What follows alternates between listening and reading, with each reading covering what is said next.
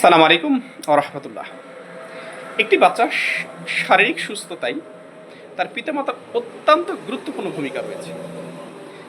আপনি যদি আপনার বাচ্চাকে সুস্থভাবে তৈরি করতে চান, তবে সর্বপ্রথম যে বিষয়টা আপনি মাথায় রাখতে হবে সেটা হচ্ছে বাচ্চাকে অবশ্যই সুষম খাবার দিতে হবে।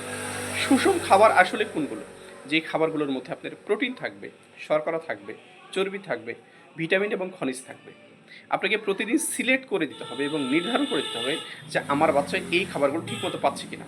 আর যেই খাবারগুলো থেকে আমাদের বাচ্চাকে বিরত রাখা উচিত সেগুলো হচ্ছে জাঙ্ক ফুড, কমন খাদ্য, রাসায়নিক বা কেমিক্যাল যুক্ত যে খাবারগুলো আছে এগুলো থেকে আমাদের বাচ্চা থেকে আমরা অবশ্যই চেষ্টা করব বিরত রাখা। সেকেন্ড অপশন হচ্ছে ঘুম কিংবা বিশ্রাম। একটি বাচ্চার শারীরিক এবং মানসিক বিকাশের ক্ষেত্রে ঘুমের কোনো বিকল্প নেই। আপনার বাচ্চা কখন ঘুমাচ্ছে, কখন ঘুম থেকে উঠছে, এটা অবশ্যই দেখভাল করা উচিত। ৩ নম্বর অপশন যে বিষয়টা আমরা বলবো সেটা হচ্ছে যে খেলাধুলা করা। একটা বাচ্চার ভালো মানসিক বিকাশের জন্য খোলা মাঠে একটু খেলাধুলা করা, রোদে একটু ছোটাছুটি করা।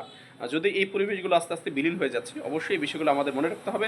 ফাইনাল অপশন হচ্ছে স্বাস্থ্যবিধি, যে পরিষ্কার পরিচ্ছন্নতার যে বিষয়গুলো আছে, তার হাত ধোয়া, নখ পরিষ্কার করা, পরিষ্কার কাপড় পরা, ব্রাশ করা, এই যে পরিষ্কার পরিচ্ছন্ন যে বিষয়গুলো আছে, আমরা চেষ্টা করব আমাদের বাচ্চাগুলোর জন্য খুব ছোটোবেলা থেকে এই অভ্যাসগুলো তারা তাদের মাঝে তৈরি করতে পারে।